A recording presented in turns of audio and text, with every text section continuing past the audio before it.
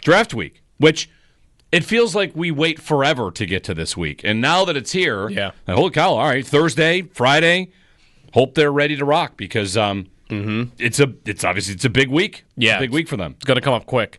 I also have you decided what you really want for them? More than like, hey, they do this, fine, corner, fine, defensive tackle, fine, edge, fine, safety, fine, whatever. There's like the couple positions we all know about where if they did it, it would be like, what are you doing? Why are you picking a running back? Why are you picking would offensive linemen fit under that category? There's a couple positions where we're not even really thinking about it, and then everything else would be, all right, sure. Yeah, what do you really want? I think I've narrowed down what not only I want them to do, but what I think they are going to do. Okay. I think they are going to draft an edge rusher in the first round. That Sal made a good case last week for why they do need a corner, but why that might not happen right away at 30. And I don't know, just the more I look at defensive tackle, I went through this a little bit on Friday about it's kind of against their philosophy, and looking at the draft history, how they've not drafted any regime before McDermott and Bean even. They have not drafted a true one-technique defensive tackle, which is the type of defensive tackle we've been talking about all spring. They haven't drafted one in any round since 2011. Not even like a fifth-round pick at that position. They just don't even draft it. It's like a punter, almost. So them drafting in the first round just kind of seems wild to me.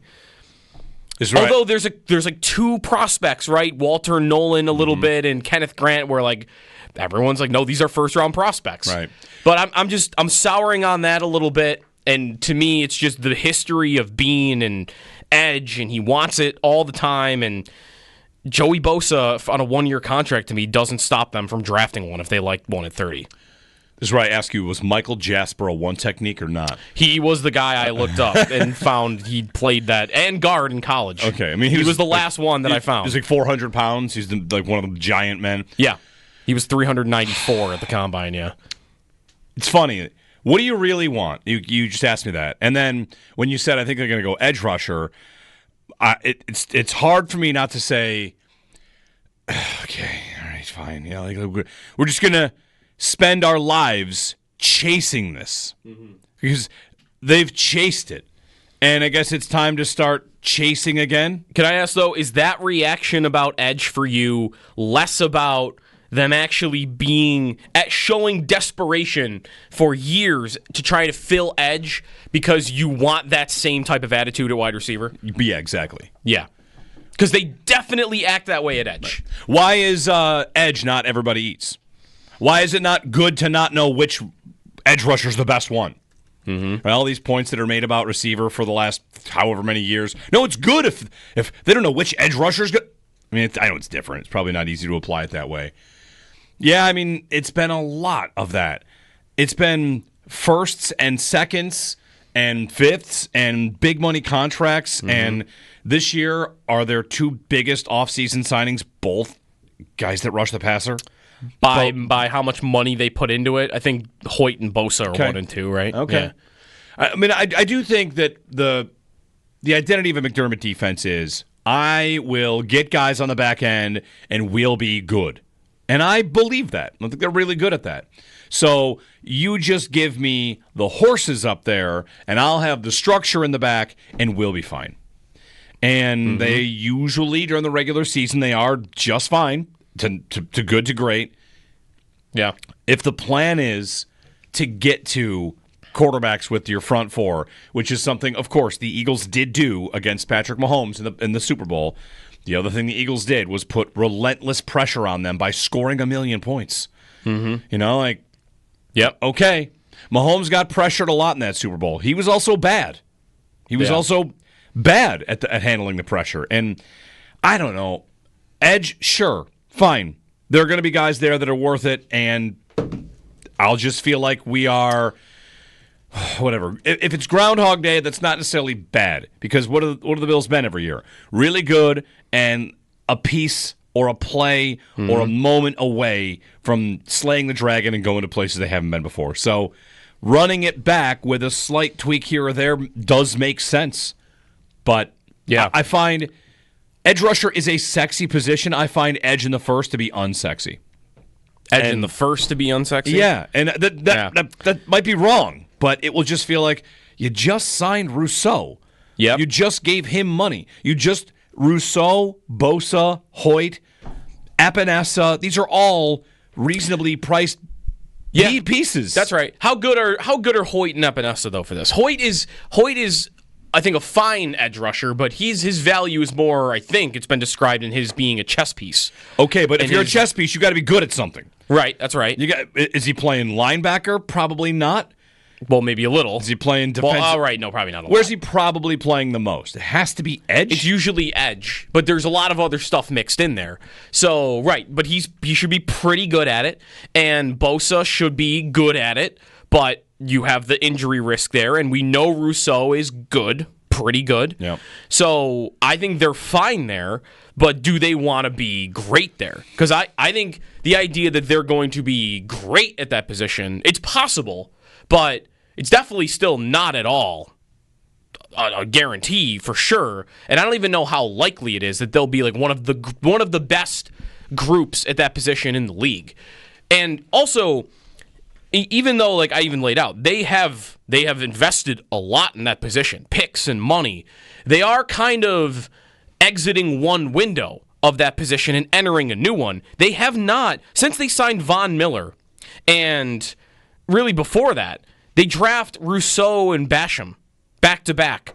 That was 4 years ago now. Mm-hmm. And then they signed Von Miller very shortly after that. And since, it's not much, right? Like they've invested 1 5th-round pick in the draft in the last 3 drafts at defensive end.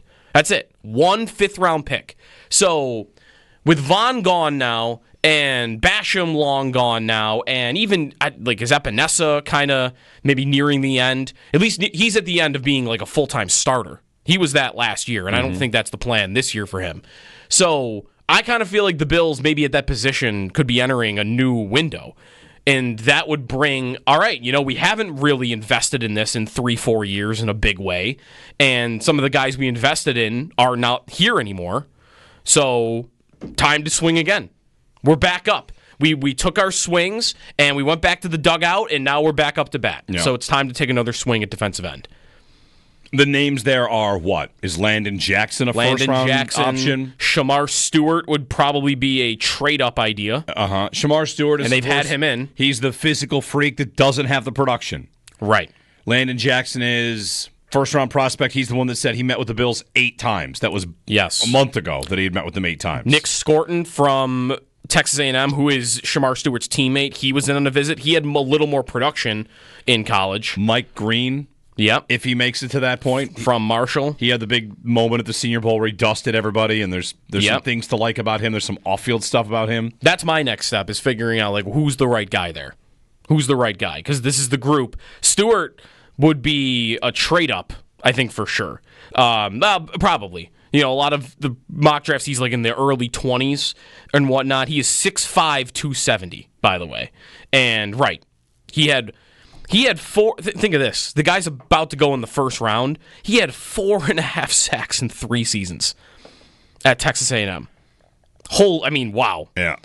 But they draft a tight end that doesn't get touchdowns. They drafted a quarterback who didn't really complete passes in college either, and sometimes they get that to work. Right. Those Knox, by the way, Dawson Knox didn't have a collegiate touchdown. Right. And came here and was pretty good, so that they've been a traits team. Mm-hmm. And he's a traits guy. Yeah. Michael Williams... Donovan, how do you say his last name? Still working on it. Okay. Boston College. Yeah, Donovan. Donovan from Boston College. Yes. I'm running with right now. Landon Jackson. Yeah. All right. Of course, I would love receiver. Just throw if that needs to be said. Yeah. Would love it if just they go Luther Burden, but I'm not thinking that's about to happen. One thing about receiver, if they were to take a receiver at 30, which I don't think is likely. Wouldn't there immediately be a feeling of, they must love him?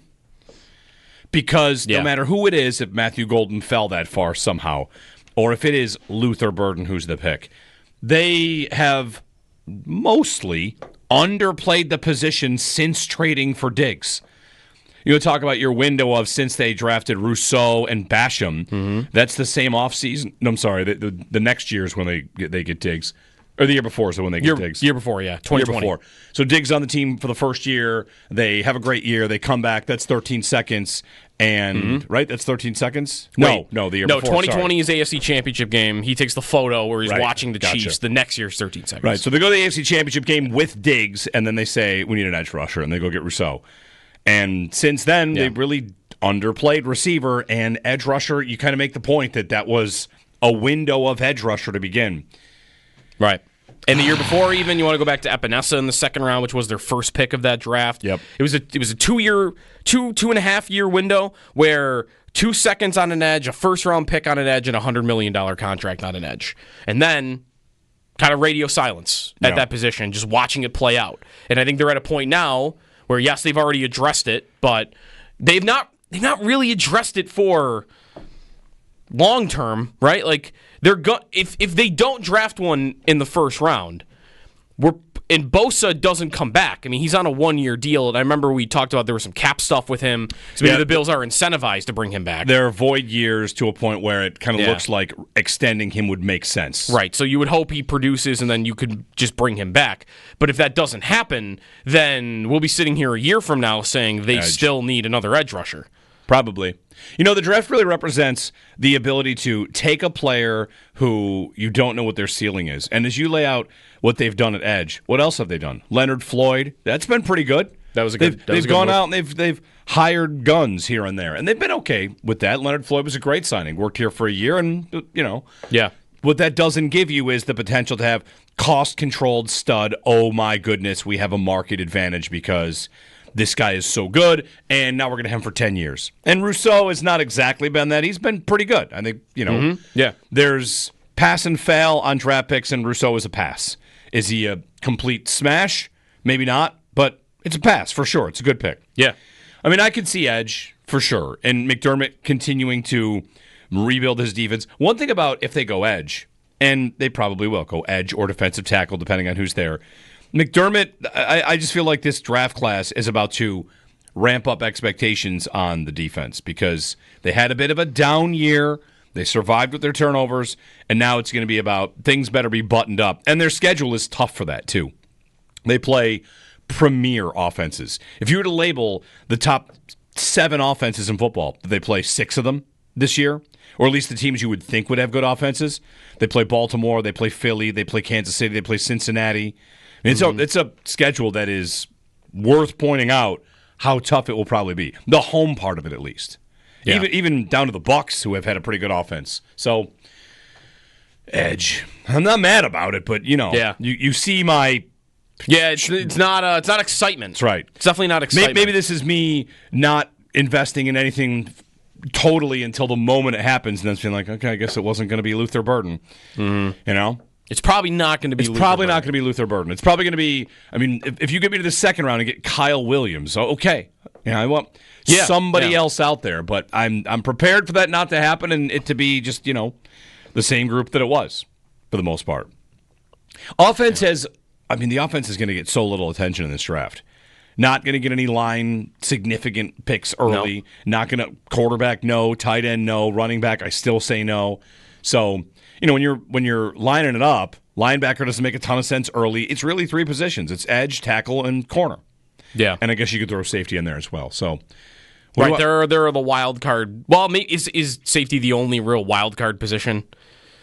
The rest seem pretty kind of nuts. Pretty standard, yeah. Yeah, whereas safety is like, okay, that will fire up. Is safety the one that will have the hardest conversation after that they'll do? The most split position for people that they could sign? Because if they draft, if they draft a running back, everybody's going to be like, that was idiotic. Yes. What are you doing? Yes.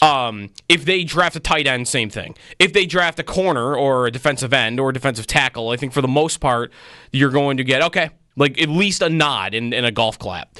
If they draft a safety, I feel like there will probably be people that will hate that, and there will probably be people that will love that. Mm-hmm. So will that be the position people are most split on? Because that's kind of how I see safety right now. Because there are defenses of it, but it's got to be such a specific type of player, and it really puts a lot of onus on the coaches if that is to be the pick, because you already have guys at that position, unless they're just giving up on Cole Bishop ever being a real football player for them. The thing that probably gets the most calls on defense, a defensive pick that gets the most calls and people the most upset about, is it safety? That might be right. I would lean safety for that, yes. I tend to think that you've actually got a spot here where not a majority, but the plurality, the highest number of Bills fans. You know what? Let's put all 4 of these positions up in a Twitter poll right now. Maybe I'm wrong, but I predict that defensive tackle, the room reads, get a defensive tackle. Get somebody in there. Maybe the people voting and everyone thinking it has to be a one technique, but just somebody else, because that's a spot where you said they haven't drafted a one technique since 2011. They've only drafted 2 defensive tackles since Ed Oliver. It's Oliver and Dwayne Carter last year. They just don't draft the position. Yeah. And it's 3 in the whole Bean era. 3 defensive tackles, all those draft picks. It's 3 defensive tackles total. Add Harrison Phillips, and that's it. All right. It's not much. 803-0550. You asked, what do I want? We're 3 days out, and my answer was, duh. I want them to play a game tomorrow.